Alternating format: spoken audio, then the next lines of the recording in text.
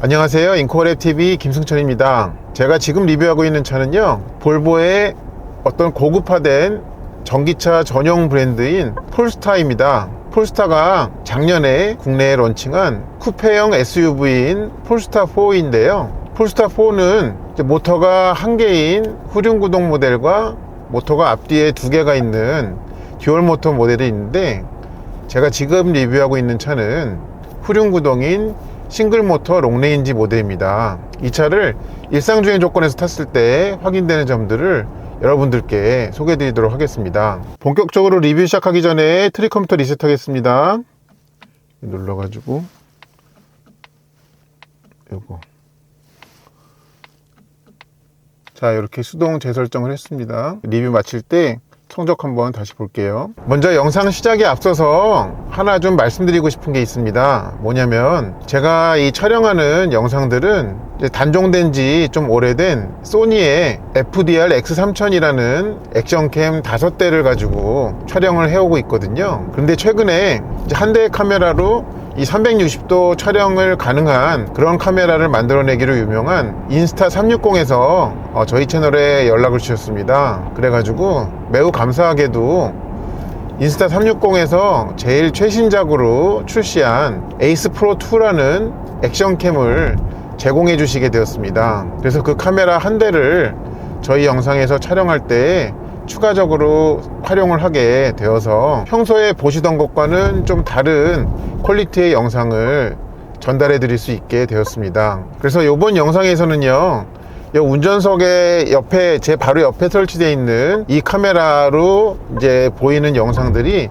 인스타360 에이스 프로 2로 찍은 영상이다 하는 점도 함께 말씀을 드립니다. 다시 본론으로 돌아와서요, 이 폴스타4 싱글 모터에 대한 소개를 좀 드리면요, 이 차에 탑재되어 있는 모터의 출력은 200kW로 마력으로 272마력에 해당합니다. 그리고 그 모터의 토크는요 343Nm로 35kgm의 토크를 가지고 있습니다. 제가 리뷰하고 있는 차에 탑재되어 있는 타이어는요 25550 20 사이즈의 피렐리 P0라는 이름 뒤에 대문자 2가 붙은 전기차용 썸머 타이어였습니다. 앞뒤 사이즈는 동일했고요. 그리고 이 차는 이제 100kWh의 대용량 배터리가 탑재되어 있는 차답게 크고 무거운 차입니다. 그래서 이 차의 휠 베이스는 3m에서 1mm가 빠지는 2999mm였고요. 차의 몸무게는 공차 중량만 2230kg을 갖고 있습니다. 최근에 엄청 추운 데다가 대설주의보도 여러 번 내려가지고 앞에 그냥 쌓여있던 염화칼슘이 휘날리는 게 좀 운치가 있네요. 이 차에 탑재되어 있는 배터리는요, 전 세계적으로 전기차에 탑재되는 배터리 업계에서 1위로 평가받고 있는 중국의 CATL이 만든 NCM 배터리를 가지고 있고요. 배터리 용량은 무려 100kWh의 용량을 가지고 있습니다. 제가 타고 있는 폴스타4 싱글 모터에는요, 이 서스펜션이 어떤 가변 감쇄력은 아니고, 이 홈페이지에 보면은 대용량의 패시브 댐퍼가 적용되어 있다고 소개를 하고 있습니다. 잠시 뒤에 제가 어떤 차를 타든지 항상 승차감 체크하는 구간에 들어가는데요, 그래서 이 차에 탑재되어 있는 대용량의 패시브 댐퍼와 이 전기차용 피렐리 P0 E 타이어의 승차감 한번 보겠습니다.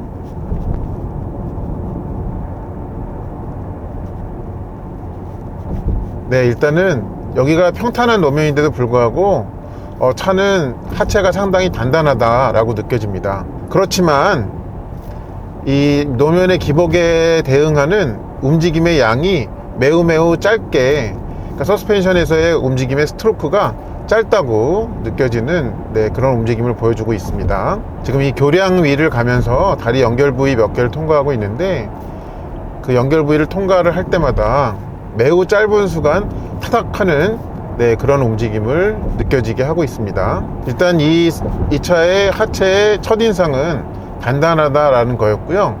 잠시 뒤에는 계속적으로 기복이 있는 노면에 들어가게 됩니다. 좀 대략 그림이 그려지긴 하는데요, 어떨지 한번 확인해 보겠습니다. 이 갑자기 깊이 파인 데를 통과할 때도요, 그 충격이 있지만 그게 매우 순화돼서 좀 전해지는 느낌이 있습니다.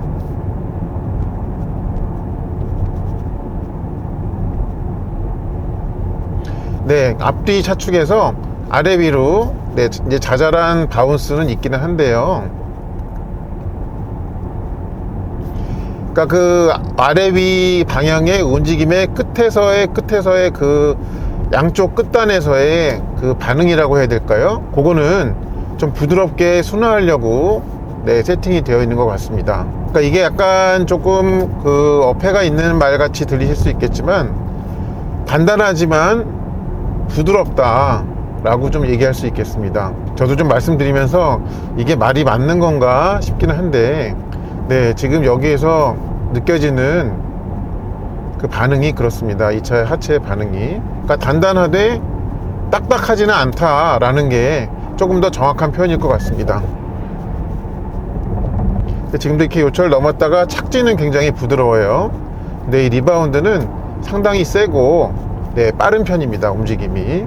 그렇게 확인이 됩니다. 이 차의 바탕이 되는 플랫폼은요, SEA라는 이름이 붙어 있더라고요. 스케일러블 익스피리언스 아키텍처라고 하는데요. 이 플랫폼은 중국의 지리자동차에서 개발한 전기차 전용 플랫폼이라고 합니다. 폴스타4라는 차가 처음 공개가 됐을 때 많이 센세이셔널 했던 게 뒷유리가 없다는 거죠. 그래서 과연 그게 괜찮을까, 불편하지 않을까 라고 저 역시도 걱정을 했었습니다.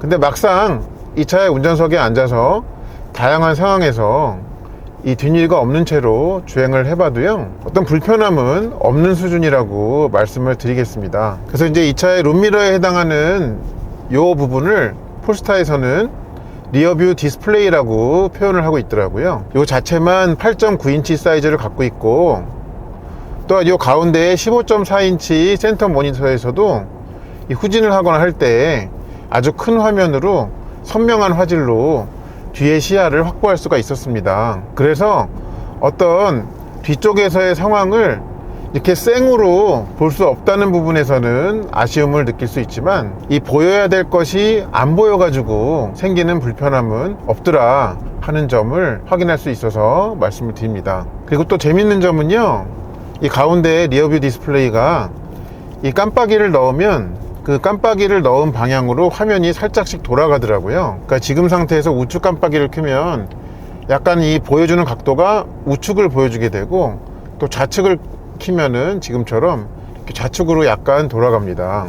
그래서 이렇게 깜빡이를 켠 다음에 운전자가 평소에 이게 거울이었을 때 시야가 이동하는 것을 좀 반영을 해가지고 여기에도 구현을 해 놓은 거지, 좀 섬세하게 만들었다 라는 생각을 줍니다. 그리고 또 막간을 이용해서 말씀을 드리면, 보통 차들이 이제 깜빡이를 넣으면 딸깍딸깍 소리를 내잖아요. 이 차에서는 좀 재밌는 점이 우측 깜빡이를 켜면 저 우측에서만 소리가 나고요, 또 좌측 깜빡이를 켜면 이 좌측에서만 소리를 냅니다. 그래서 이 깜빡이를 켠 방향에서만 소리가 나서 네, 이 소리의 구분을 따로 운전자가 할 필요가 없이 내가 어느 쪽 깜빡이를 켰구나 하는 거를 이 오른쪽 귀나 왼쪽 귀로 이제 나누어서 들을 수 있게 했습니다. 참고로 비상등을 켜면요, 양쪽에서 다 소리가 들려옵니다. 이 차의 실내는 매우 심플합니다. 일단 물리 버튼이 거의 없습니다. 이 스티어링 휠의 양쪽에 햅틱을 넣어놓은 이 버튼류가 있고요. 그리고 이제 이 도어 암레스트에 있는 파워 윈도우 버튼과 도어 잠금과 해제 버튼, 그리고 여기 가운데에 있는 이 볼륨 버튼과 플레이 버튼, 그리고 양쪽에 이제 이 스티어링의 스토크라고 하죠. 그러니까 오른쪽에는 이제 기어 셀렉터와 왼쪽에는 이제 방향 지시등과 와이퍼 조작 버튼, 그렇게만 있습니다. 그리고 이제 나머지의 조작은 전부 이 가운데에 위치하고 있는 15.4인치의 센터 디스플레이에서 일어난다고 보시면 되겠습니다. 그리고 운전 중에 가장 자주 확인하게 되는 정보들만을 모아서 보여주는 10.2인치 사이즈의 정보창을 이 계기판 자리에 갖고 있습니다. 작년에 리뷰에서 보여드렸던 폴스타2도 그랬었는데, 이 차도 뭐 에코나 노멀, 스포츠 이런 개념의 주행 모드는 따로 갖고 있지 않습니다. 그 대신에 주행과 관련해 가지고 운전자가 바꿀 수 있는 설정은 이 모니터에서 주행 항목에 들어가면 있습니다. 그래서 이 원페달 드라이브를 끄거나 낮음으로 하거나 표준으로 해 놓을 수가 있고, 그 다음에 이 스티어링의 조향의 무게를 3단계 중에 하나를 선택할 수가 있습니다. 그리고 전기차에서 이 브레이크를 안 쓰고 완전히 정지까지 하는 거를 놔둘지, 아니면 이제 많이 익숙하게 타 오신 이 오토매틱 변속기 자동차처럼 정지 상태에서도 브레이크를 발을 띄면 슬금슬금 앞으로 가게 할지, 그 두 가지 중에 하나를 결정하게 해주는 이 크립 모드가 여기에 위치하고 있습니다. 그래서 크립을 끄게 되면요, 그러면 차가 엑셀을 밟지 않는 한 움직이지 않는 상태라고 보시면 되겠고요. 크립을 켜게 되면 정차했다가 브레이크에서 발을 띄면 슬금슬금 앞으로 간다 라고 보시면 되겠습니다. 이제 전기차에 익숙하신 분들은 아마 이거를 끄기를 많이 이용하시게 될 것 같습니다. 자, 그리고 이 원페달 드라이브 3가지 모드가 있는데 요거의 차이를 좀 공유를 드리면요, 일단 끄기로 하면은 엑셀에서 발을 띄면 계속 쭉 차가 흘러갑니다. 그리고 이 계기판의 표시상에서도 지금 내리막을 가면서 타력 주행을 하고 있는데 이 에너지의 흐름이 충전 쪽으로는 전혀 가지를 않고 있습니다. 그러니까 그냥 속도를 떨어뜨리지는 않지만 전기의 회수도 없다 라고 이해를 하는 게 맞겠습니다. 그러다가 브레이크를 밟으면 그때 가서 이 브레이크를 밟은 양에 비례하게 이 충전 쪽으로 이 막대 그래프를 올리는 걸 볼 수 있죠. 그리고 중간 단계인 낮음이 있습니다. 네, 낮음은 엑셀에서 발을 띄면 좀 이 충전 쪽으로의 그래프가 짧은 편입니다, 비교적. 그게 짧다는 얘기는 전력을 회수하는 양도 좀 적다는 뜻이 되고, 또 그거는 바꿔 말하면은 이렇게 주행하다가 엑셀에서 발을 놓더라도 운전자나 탑승자가 몸이 앞으로 숙여지는 일이 매우 억제되어 있다라는 뜻입니다. 그 다음에 이제 표준이 있죠.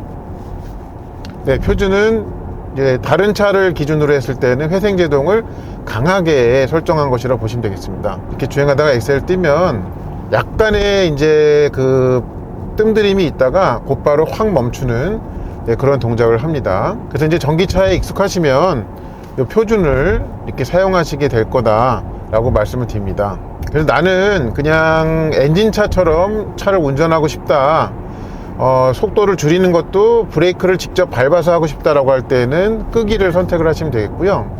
아니면 이제 그 원페달 드라이빙을 하되 본인이나 탑승자에게 몸이 앞뒤로 왔다 갔다 하는 거를 좀 최소화하고 싶다 할 때는 낮음으로 하면 되겠습니다. 그리고 이제 그냥 오른발에 발 컨트롤에 아주 능하시고, 그 다음에 나는 이제 원페달로 최대한 이제 거의 정차 상태까지 하고 싶다라고 할 때는 표준에 놓고 타시면 되겠습니다. 그리고 여기 이제 보시면요, 이 차는 이 주행 안정화 장치를 완전히 끄지는 못하지만 좀 개입을 늦추는 것에 해당하는 걸 거예요. 이게 스포츠 모드가 존재합니다. ESC 스포츠. 그거는 개인적으로 매우 반갑다고 생각을 합니다. 자, 잠시 뒤에는요, 제가 항상 주행 중 소음 측정하는 콘크리트 노면의 편도 1차선 터널에 진입하게 됩니다. 거기에서 이 차의 주행 중 소음 특성 한번 확인해 보겠습니다. 이 차는 이제 도어가 프레임리스 도어여 가지고요, 유리가 이중 유리로 되어 있지는 않더라고요. 이 불 좀 미리 켜겠습니다.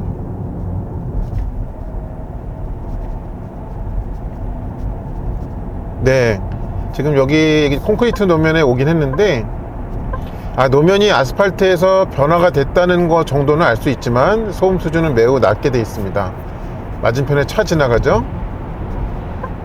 차가 지나갈 때에도 앞에서부터 옆에 뒤로 갈 때에 그 어떤 소음이 올라갔다 내려가는 게 그 폭이 굉장히 작습니다. 차 계속 지나가는데 한번 볼게요.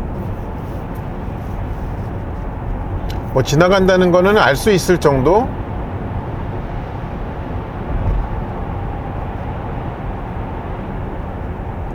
그렇게 돼 있죠. 그리고 차의 어느 곳에서도 어떤 바람 소리를 일으키지 않습니다.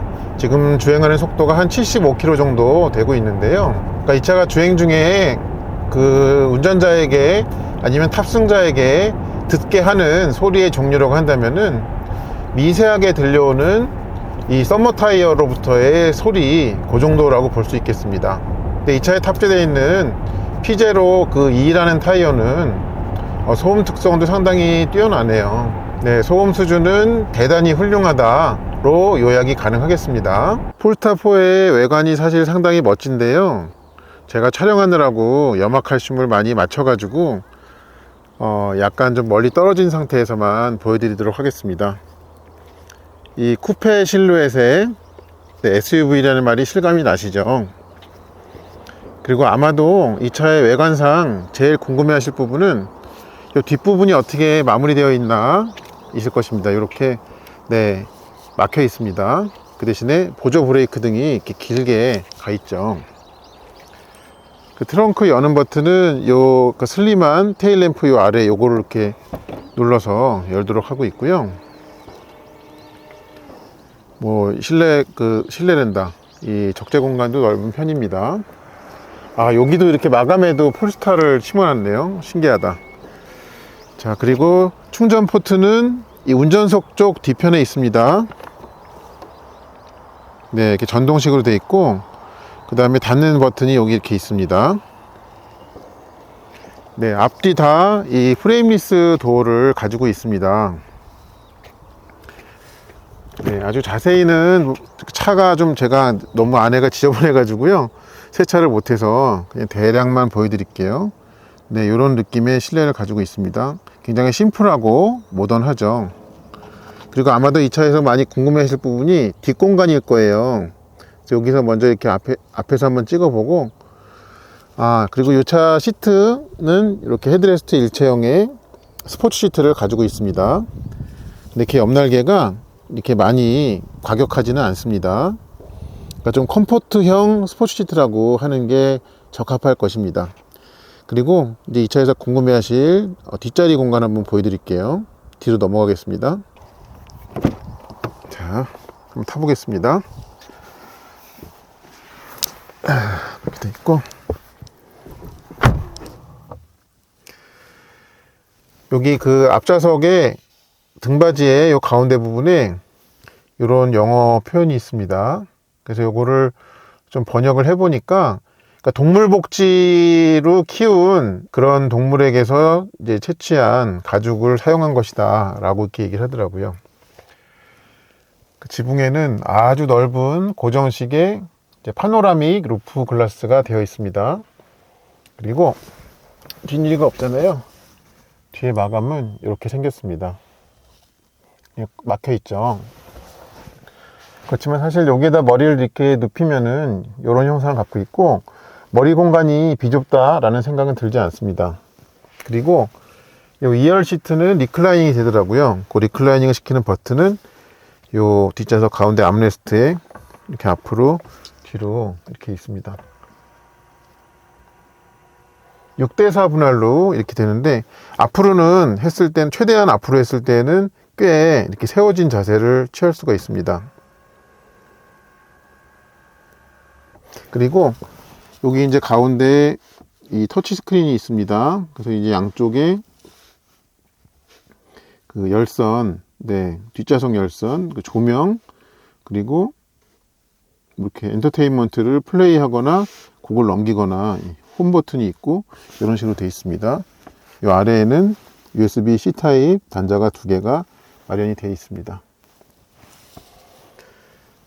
그리고 B필러에 이렇게 송풍구가 마련이 되어 있고요.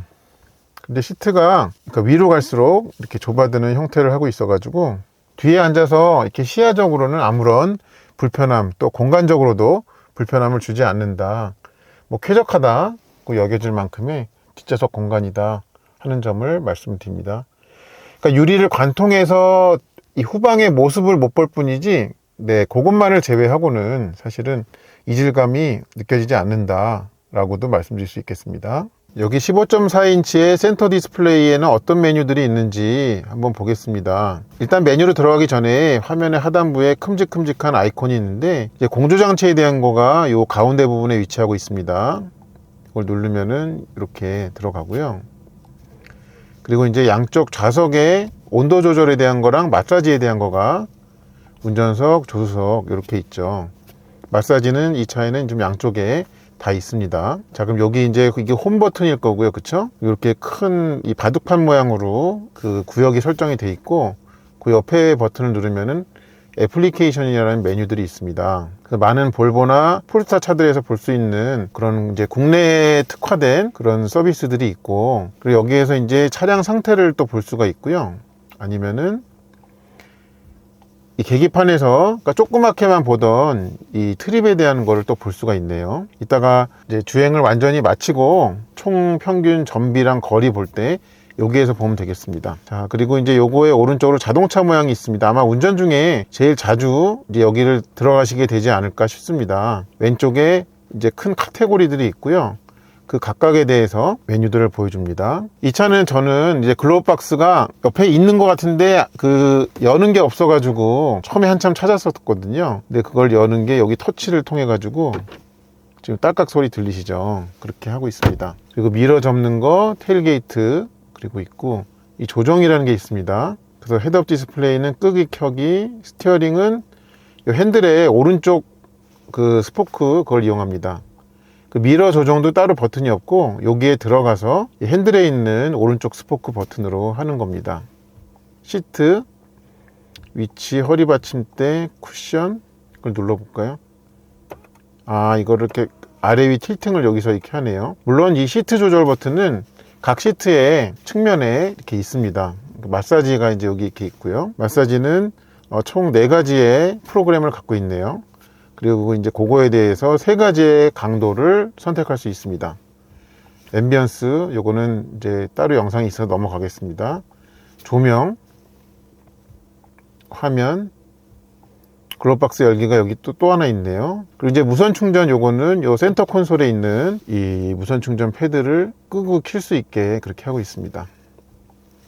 그 설정에 뭐 이런 기기들이 있네요.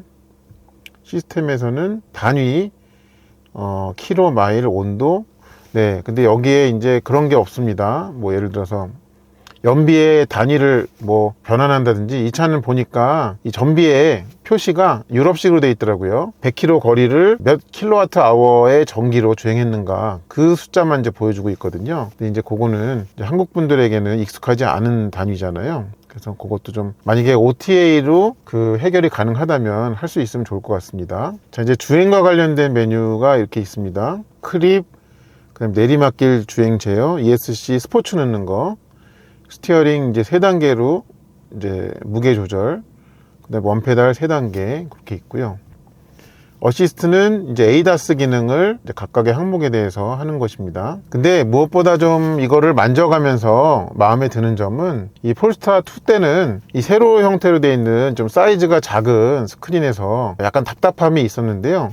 얘는 이것도 커진 것뿐만 아니라 그래픽들도 시원시원하고, 네, 일단 아이콘이 좀 잘못 눌릴 일이 잘 없게 그렇게 큼직큼직하게 되어 있는 게 마음에 듭니다. 충전에 대한 메뉴 있습니다. 이제 충전 한도는 50에서 100%까지 설정을 할 수 있고요. 이것도 이제 따로 영상이 있습니다. 그 예약할 수 있네요. 충전 시간을 그 시간 밴드를 정할 수가 있군요. 이건 누군가가 해 놓으신 건지 모르겠는데, 그러니까 이 가정용 전기로 할 때 경보화 시간대에 이렇게 설정할 수 있네요. 네, 그런 식으로 나는 요 시간대에서 요 시간대에 충전하겠다라는 설정이 가능한 그 예약이네요. 오디오에 대한 설정, 콰이어트 존이라는 게 있습니다. 음소거를 구역별로 할 수가 있네요. 네. 외부에서는 밴딩 라이트, 그러니까 이 조향에 따라서 라이트 좌우로 왔다 갔다 하는 거, 조명의 후방 안개등도 여기서 끄고 키고요. 그다음에 잠금, 네, 이런 식으로 있고, 이게 재밌는 게, 그러니까 차일드락 있잖아요. 그거를 요 화면에 설치하는데 왼쪽 따로, 오른쪽 따로, 아니면 합해서 그렇게 할 수 있게 해놨네요. 미러에 대한 거, 그러니까 후진 시에 이렇게 아래로 하향되는 거를 끄거나 왼쪽 오른쪽 따로 아니면 양쪽 이렇게 할 수 있게 했습니다. 미러의 성해 제거도 여기 있고, 미러 조정도 이제 뭐 이걸 누르면은 또 핸들에 있는 버튼으로 하게 이렇게 돼 있죠. 설정은 아까 보여드렸고, 네, 이 정도의 메뉴를 이 화면에서 좀 볼 수가 있습니다. 사용자 입장에서는 요 안에 무엇이 있는지를 좀 알아야, 그리고 요거와 빨리 친해져야 처음에 좀 버튼이 많던 차에서 이 차로 넘어오셨을 때 불편함이 줄어들 것으로 보입니다. 네, 기어를 후진에 넣으면은 이렇게 큼지막한 스크린에 왼쪽에는 서라운드 뷰, 오른쪽에는 후방 카메라를 매우 고화질로 볼 수가 있습니다. 그리고 요거는 야간에도 네, 그 노이즈가 거의 없었습니다. 이걸 뭘 돌리는 거, 이렇게 돌릴 수가 있군요. 그러니까 4개의 카메라를 활용을 하는 걸 텐데, 근데 그 화면 간의 연결도 자연스럽게 되어 있네요. 자, 제가 어디 음식점 주차장에 들어왔다가요, 이제 큰 길로 후진하면서 나가는 상황입니다. 뒷유리가 없어가지고, 이제 요 후방 카메라에, 그리고 양쪽 이제 미러에 의지를 하게 돼 있어요. 그리고 이제 옆방향 그 시야가 필요하다면은 고개를 약간만 돌려주면 되죠. 네. 그러면 아무 문제가 없다 하는 점을 말씀을 드리고 싶습니다. 지금 이제 후진에 넣었단 말이에요. 그러면 여기 룸미러에도 이제 화면이 나오고, 가운데에도 야간인데도 불구하고 노이즈가 많이 끼지 않고 이렇게 화면을 보여줍니다.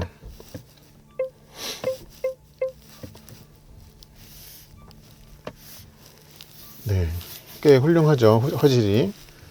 그래서 사실 별 불편함을 못 느낀다 라는 부분은 말씀을 드립니다. 자, 이 차에 뒷유리가 없기 때문에 요 리어뷰가 디스플레이라고 하잖아요. 그거에 의해서 후방 상황을 살필 수밖에 없는데요. 이제 좀 비교적 깜깜한 편인 네, 터널 안에서는 어떻게 보이는지를 좀 보여드리고 있습니다. 근데 터널 안에서도 뭐 이렇게 이 그림상의 노이즈나 이런 것은 잘 체감되지 않습니다. 굉장히 선명한 후방 시야를 좀 보여주는 게 확인이 되죠. 자, 그리고 요 네모난 거를 누르면은 이렇게 항목이 있을 때마다 되는데요. 일단 이렇게 선택을 한 다음에 네, 이렇게 하면은 됩니다. 이게 선택 완료고, 다 이렇게. 그 다음에 요거는 뭔지 한번 볼게요. 이게 뭔지를 좀 정확하게 모르겠습니다. 뒤에 뭔가 좀 보정을 하는 느낌이거든요, 이 화면 안에서.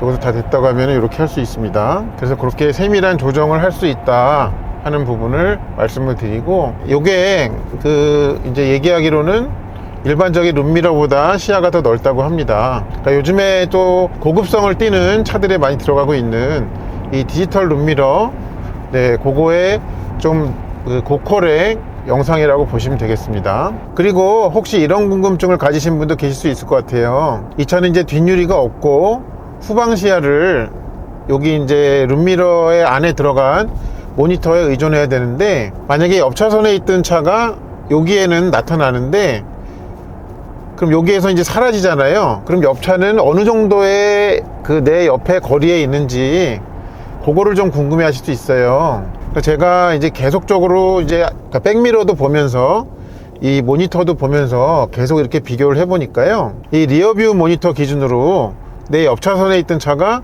여기에서 사라지잖아요. 그때 저 백미러를 보면요, 제 차의 바로 뒷범퍼 끝에 거기 정도에 있다고 보면 되더라고요. 지금 여기 보면 GV80이 있잖아요. 여기서 없어지죠. 그럼 바로 이 미러를 보면 그 차가 위치가 바로 제 옆차선의 바로 뒤에 있는 거로 보면 된다라는 뜻입니다. 그래서 혹시나 이게 이제 뒷유리가 없기 때문에 요거가 다 이제 커버하지 못하는 그런 사각지대가 있으면 어떡할까. 지금 옆에 이제 카렌스가 오고 있는데 그거 없잖아요.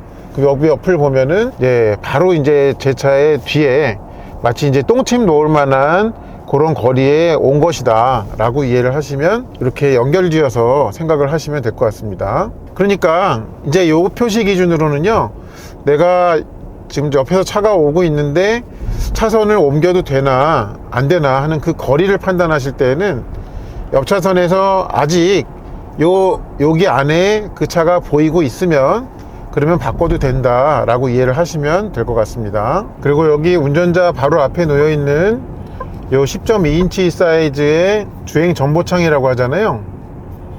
저거의 표시 어떤 레이아웃을 바꾸는 거는 요 오른쪽에 있는 가운데 버튼, 이 종이를 여러 장 겹쳐 놓은 거, 그거를 이렇게 한 번씩 누를 때마다 이렇게 단순화한 거, 그 다음에 이 차에 순정으로 탑재되어 있는 T맵 지도를 바탕화면에다가 이제 깔아 놓은 거, 또 하나는 이렇게 운전자 보조 기능을 작동하는 현황을 보여주는 거, 이렇게 세 가지로 있습니다. 근데 여러 개 이제 돌려가면서 사용을 해보니까 저는 이 화면이 제일 마음에 들기는 하더라고요. 안물 안궁이죠. 그리고 이 차의 계기판에서는 아주 선명한 그래픽으로 내가 주행 중인 차로의 양쪽 차선의 종류가 점선인지 실선인지 보여줍니다.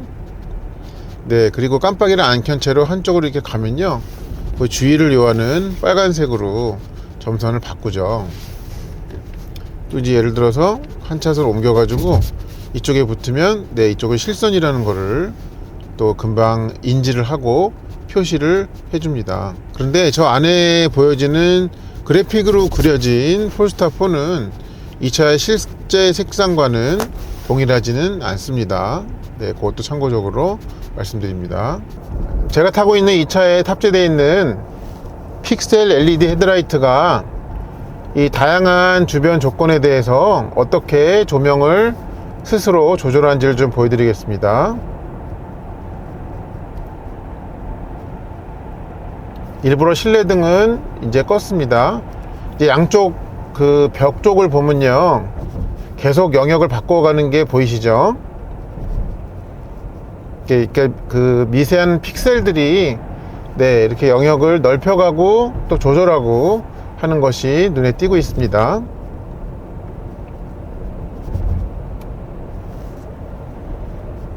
자, 아직은 가로등이 없기 때문에 하이빔 상태를 유지를 하고 있습니다.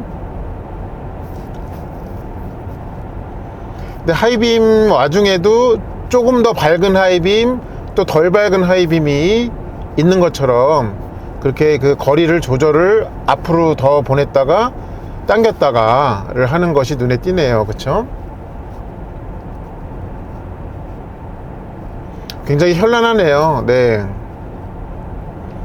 이렇게 가로등을 포함한 밝은 영역에 나오니까 그때는 또 확실하게 전체적으로 로우빔으로 떨구는 게 좀 보이실 겁니다. 그럼 또 이 가로등 영역을 지나가면 또 어떻게 될까요?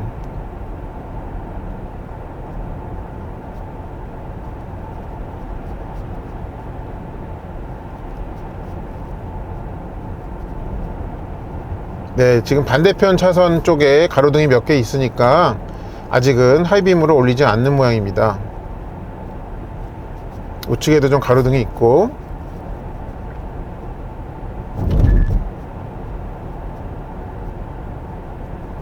자, 이제 뭔가 보여줄 때가 됐는데요. 네, 이렇게 보여주네요. 근데 또 조금 더 멀리에서 저렇게 그 터널에 진입하면서 생기는 그런 조명들이 있으니까 또 거기에 맞게 조절을 하는 느낌입니다.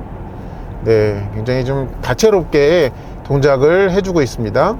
그리고 이 차의 실내 앰비언트 라이트는 이렇게 도어 트림 부분과 이 센터 페시아 부분과 이렇게 가는데요. 잘 보면요, 이 도어 트림 부분에 여기 이렇게 타공을 해 놔 가지고 여기에서도 빛이 이렇게 발산되도록 하고 있습니다. 근데 이 색깔의 설정은 어디서 하냐면은 이 가운데 이제 메뉴에서 실내에서 여기 보면은 앰비언스라는 항목이 있습니다. 앰비언스. 그럼 여기 재밌는 게 태양부터 해가지고요, 수, 금, 지, 화, 목, 토, 천, 해, 명왕성은 없네요. 네. 그래서 그거를 이렇게 터치를 하면 거기에 맞게 색깔들이 지금 제 눈에 보이는 것과 이 카메라의 화면에서 비춰지는 게 정확하게 일치하진 않는데요. 여기 뭐 그가 행성, 태양은 행성인가요? 그거의 온도 뭐 이런 자세한 정보까지 보여주고요. 수성, 네, 금성, 지구는 파란색이군요. 화성, 네, 목성, 토성, 네, 천왕성, 해왕성, 이렇게, 그러니까 총 9가지군요. 네, 그렇게 9가지로 이렇게 할 수가 있고, 밝기 조절은 여기 이제 슬라이드 바를 이렇게 이용을 합니다. 그렇게 해서 할 수가 있게 하고 있습니다. 그리고 지금 충전기에 연결해 놓는 동안 여기 이제 모니터에서의 충전 화면 구성이 어떤 게 되어 있는지 좀 보여드리면요, 이 충전 한도를 50%에서 100% 구간을 설정할 수가 있죠. 그리고 그 아래에 충전 중지 버튼이 있는데요, 요거를 이렇게 90으로 올리잖아요. 그럼 여기에 어떤 때 사용하면 좋은지를 이렇게 안내를 해줍니다.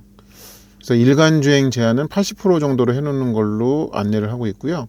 장거리 주행을 앞두고는 90에서 100%를 충전하라고 그렇게 하고 있죠. 그러니까 평상시에 데일리로는 이제 80%로 해놓는 것을 권장을 이 메뉴에서 자막으로 이렇게 보여주고 있습니다. 제가 이제 야간 와인딩 리뷰를 마치고 집으로 돌아가는 길에 내일도 이제 낮에 리뷰를 해야 되기 때문에 그 100kW급의 급속 충전소에 와서 지금 충전기를 물렸습니다. 33%에서 시작을 해서 목표량을 80%로 해놓고 좀 충전을 하고 있는데요. 그러니까 지금 추가로 한 46% 정도를 채우기까지 1시간 13분이 걸린다고 나오네요. 지금 이제 외기 온도가 영하 4도예요. 매우 추운 날씨인데 그래서 그런지 충전 속도가 안 나오긴 합니다.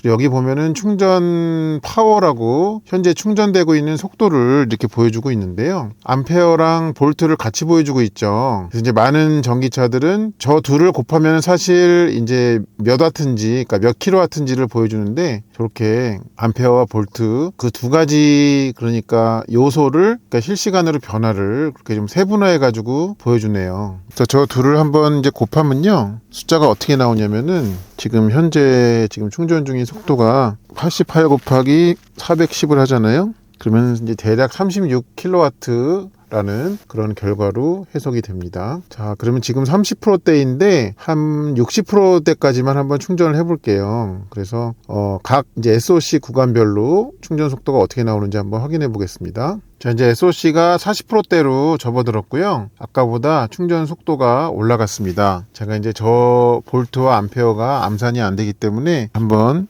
둘을 곱해 볼게요. 118 곱하기 416을 하면요. 49가 나옵니다. 그러니까 지금 40%대에서 이 49kW까지 그 충전 속도가 올라갔습니다. 자, 배터리의 SOC가 50%대로 접어드니까 속도가 한층 더 올라갔습니다. 지금 저 볼트와 암페어를 곱해보면요 몇이 나오냐면은 53.4 정도가 나오고 있습니다. 그러니까 SOC 양이 이렇게 늘어가면서 그러니까 충전 수준이 늘어가면서 배터리도 속도를 점차적으로 그러니까 전기를 받아먹는 속도를 점차적으로 끌어올려 가네요. 그리고 아까 처음 충전을 시작했을 때 80%까지 걸리는 시간이 아까 1시간 넘게라고 그렇게 처음에는 보여줬었는데요. 그것도 지금 제가 여기에서 이제 충전을 하면서 이제 여태까지 충전한 시간이 한 20여 분 되거든요. 남은 시간과 20여 분을 합하면은 50분대로 좀 많이 줄었습니다. 그래서 처음에 연결한 직후에는 그러니까 충전 소요 시간의 예상을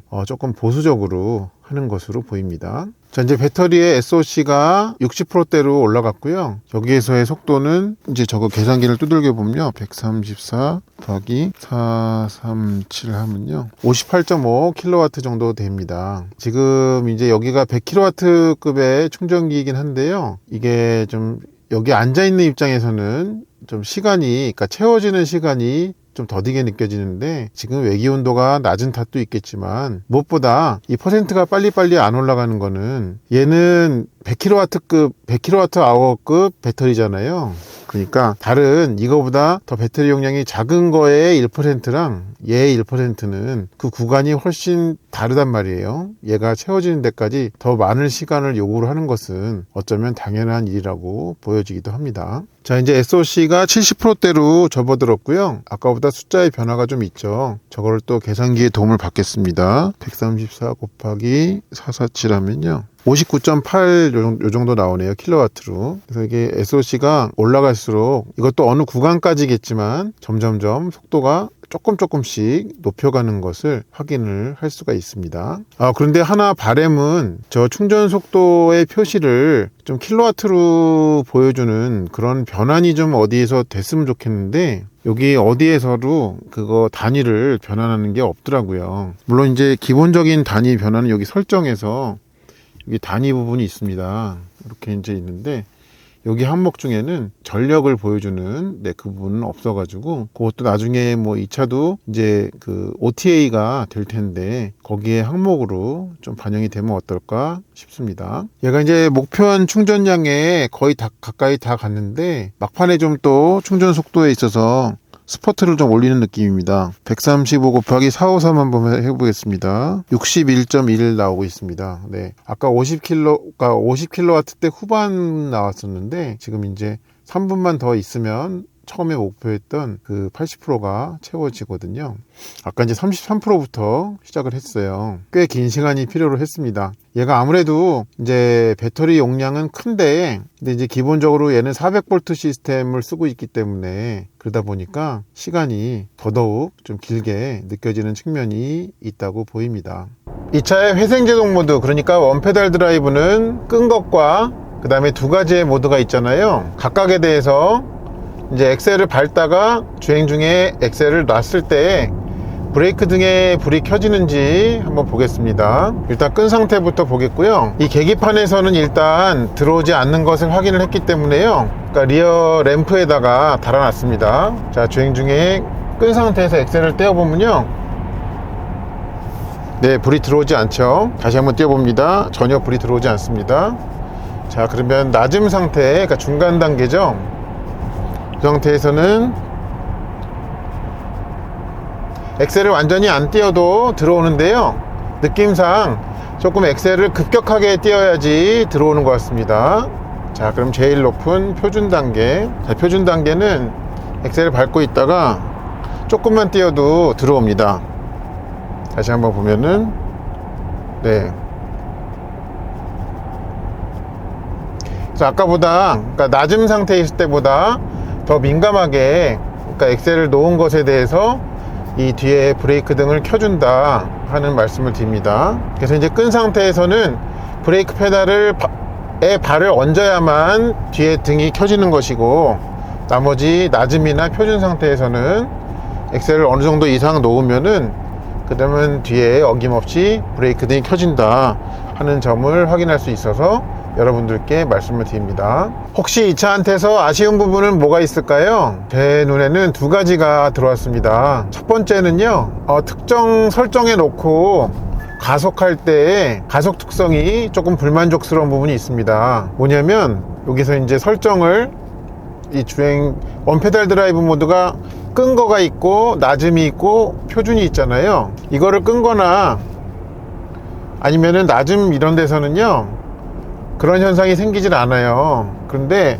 제일 높은 설정인 표준에 놨을 때는 어떤 일이 생기냐면요, 이게 영상에 표현이 될지 모르겠어요. 제가 이제 같은 페이스로 엑셀을 밟은 깊이를 늘려 나가잖아요.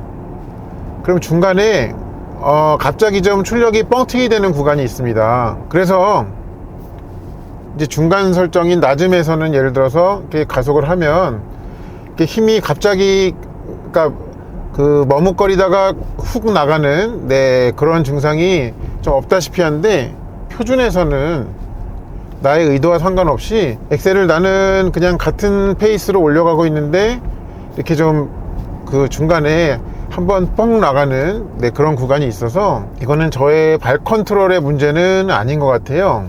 얘가 어떤 설정상에 좀 그렇게 세팅이 되어 있는데, 혹시 뭐 이 차를 실제 출고해 가지고 오랫동안 타시는 분들은 또 어떻게 느끼시는지, 아니면 다른 차에서는 안 느껴지는지, 그것까지는 제가 확인을 못 했는데요, 네, 좀 그런 부분이 있더라고요. 그리고 또 한 가지는 이 차의 시스템상 어쩔 수 없는 부분이긴 한데, 충전하는 데 시간이 좀 많이 걸린다는 점이 있습니다. 얘는 이제 400V 시스템을 사용하기 때문에 뭐 어쩔 수 없이 충전 속도가, 그러니까 급속 충전에 물렸을 때 아주 빠를 수는 없는데요, 그리고 실제로 100kW급의 충전소를 한 두세 군데 가봤을 때요, 거기서도 이제 70kW대까지 충전 그 속도가 나오더라고요. 그러면 이제 400V 시스템을 쓰는 차로서는 속도가 잘 나오는 편이에요. 그런데 얘가 그 전력을 채워 넣어야 되는 욕조가 워낙 크다 보니까, 그래서 속도는 느리지 않은데 시간은 좀 많이 걸리는 편이더라고요. 그래서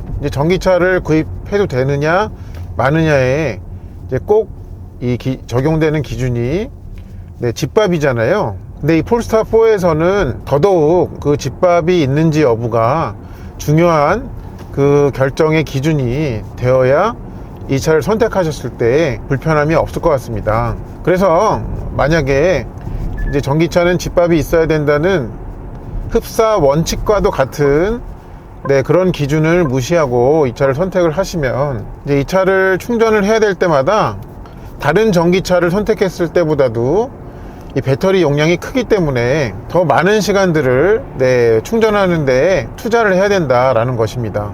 그래서 우리는 누구나 이 시간이라는 거를 그냥 흘려보내고 나면 시간을 다시 회수할 수는 없잖아요. 우리가 돈은 만약에 잃더라도 다시 벌어서 채워낼 수가 있는데 한번 흘려버린 시간은 그거는 다시 되돌릴 수가 없단 말이에요. 그런 의미에서 좀 더더욱 이 폴스타4를 선택을 하실 때에는 집밥이 있는 분이 하시는 것이 바람직하겠다라는 생각이 많이 들었습니다. 그리고 요거는 개인적인 취향을 많이 담아가지고 이 차에서 저에게는 좀 다소 불편하게 여겨졌던 게 하나 있는데요. 바로 이 운전자 모니터링 기능이 너무 열심히 일한다는 것입니다. 얘는 이 스티어링 컬럼 요 윗부분에 센서가 있고, 그 다음에 여기 보면은 A필러에도 운전자를 모니터링하는 센서를 갖고 있어요. 제가 생각하기에는 저는 필요하거나 아니면 주의력을 다른 데다가 이렇게 분산시키지 않고 있는데도 얘가 이제 그걸 캐치해 가지고 계기판에 계속적으로 이제 뭐 쉬어야 된다 이런 종류의 경고를 띄우면서 저에게 이제 그 경고를 좀 자주 해주는 편이더라고요. 그래서 혹시나 그거를 좀 여기 설정의 어딘가에서 분명히 비활성화가 하는 게 있을 텐데 저는 여기저기 다 찾아봐도 그 비활성화하는 방법을 못 찾겠더라고요. 그래서 혹시 이 영상을 보시는 분들 중에 폴스타4의 오너분이시거나 아니면은 뭐 이 차에 대해서 더 좀 많은 정보를 갖고 계신 분이라면 혹시 이 그 운전자 모니터링 기능을 좀 이게 좀 다소 성가셔가지고 끄기를 원할 때 어디에서 끄는 건지 좀 댓글로 남겨주시면 좀 많은 분께 도움이 될 것 같습니다. 그리고 또 많이 아마 고민을 하실 부분이 이 폴스타4를 할 건데 싱글 모터를 할 거냐 듀얼 모터를 할 거냐 라는 부분이 있을 거예요. 사실 두 모델은 성능 차이가 많고 그거에 비해서는 가격 차이는 500만원 정도더라고요. 네, 그런 상황이라면 압도적으로 듀얼 모터가 많이 판매돼야 될 것 같은데 제가 이 폴스타4의 싱글 모터와 듀얼 모터의 판매량의 비율 이런 것까지는 좀 데이터를 얻지는 못했습니다. 다만 싱글 모터가 더 판매량이 많을 것으로 보입니다. 그거는 가격 때문이 아니고요, 일회 충전 주행 가는 거리의 차이가 꽤 크더라고요. 싱글 모터는 국내에서 인증된 일회 충전 주행 가는 거리가 511km더라고요. 근데 듀얼 모터는 높아진 성능만큼 주행 가는 거리가 좀 다소 깎여 가지고요 110km 이상 작은 395km로 인증이 되어 있더라고요. 그래서 물론 전기차에 대한 경험이 이미 있으시고 하다면은 이제 듀얼 모터를 선택을 해 가지고 얼마든지 불편함 없이 사용을 하실 수 있을 텐데, 또 그렇지 않으신 분들도 얼마든지 많이 계시기 때문에 그런 상황이라면 한 번 충전으로 주행 가는 거리가 훨씬 길어지는 싱글 모터가 더 합리적인 선택이 되지 않나 싶습니다. 그리고 이 차가 이제 전기차들끼리에서의 비교를 할 때 많이 뛰어나게 느껴졌던 부분은 그거 역시 이제 두 가지 정도를 꼽을 수가 있겠습니다. 첫 번째로는 이제 달리기 능력인데요. 뭐 이제 가속 능력만 본다면 이 차는 싱글 모터이기 때문에 뭐 전기차들끼리에서는 평균적이라고 볼 수 있어요. 근데 이제 거기에다가 이제 핸들링 능력 또 멈추는 능력까지를 다 합한 그런 종합 점수라는 게 존재를 한다면 이 폴스타4는 매우 높은 그 랭킹에 오르게 될 것 같습니다. 그리고 또 한 가지는 뭐냐면 NVH 부분이 대단히 뛰어납니다. 특히 소음뿐만 아니라 이 진동을 차 안에서 이제 탑승자가 느끼지 않게 하는 그 능력까지가 굉장히 뛰어나더라고요. 저는 이제 이 차의 도어 유리를 보면 이 차가 이제 형식이 프레임리스 도어이기 때문에 뭐 이중 유리도 아니고 해가지고 조용하겠나 하는 그런 생각까지 가졌었는데요. 근데 유리의 두께를 보면 이게 한 장짜리이긴 하지만 상당히 두껍더라고요. 그래서 그럼 조용할 만 하겠네 라고 좀 수긍이 되게 하는 그런 특징이었습니다. 그렇게 주행을 하다가 그러니까 도로 포장 상태가 계속적으로 바뀌면 그게 어떤 차체로 이제 그 진동을 일으키고 결국은 탑승자의 몸에까지 전해지게 되는 차들도 있는데, 얘는 그 면에서의 어떤 이 단절시키는 능력이 굉장히 뛰어나게 느껴졌다 하는 부분도 확인이 돼서 말씀을 드립니다. 이 폴스타4 싱글 모터의 시승 총평을 좀 남겨드려야 될 것 같아요.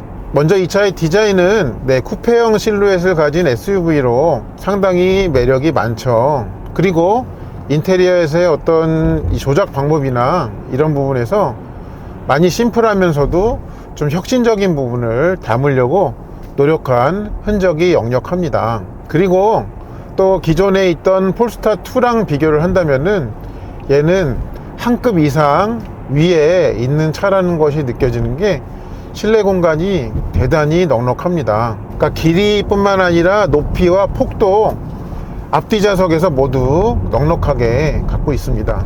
그런데다가 또 원할 때에는 운전자가 또 즐거움까지 느낄 수 있는 달리기 실력까지 갖추고 있었습니다. 그래서 지금 이 드린 긴 설명을 짧게 요약해서 정리를 한다면요, 이 가족과 함께 탈 수도 있으면서 필요할 때에는 본인도 즐거울 수가 있는 그런 능력을 가지고 있는 전기 SUV다. 조금 새로운 개념의 전기 SUV다.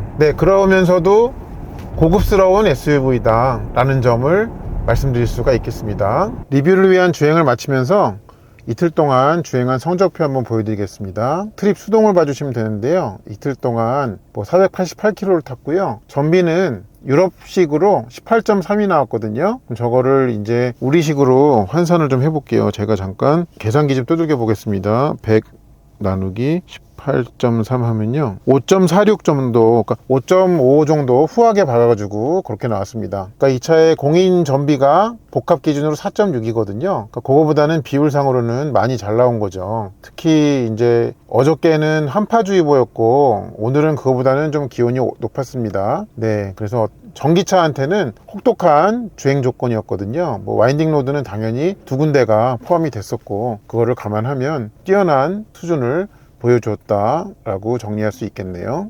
그리고 요거를 좀 꼭 말씀드리고 싶었어요. 뭐냐면 이 폴스타4 리뷰를 하면서 이제 처음 사용을 해보게 된 액션 카메라인 이 인스타360 에이스 프로 2 있잖아요. 요거에 좀 몇 가지 좋은 점을 소개를 드리려고 해요. 일단은 이 카메라가 갖고 있는 렌즈가 광학 렌즈가 라이카 겁니다.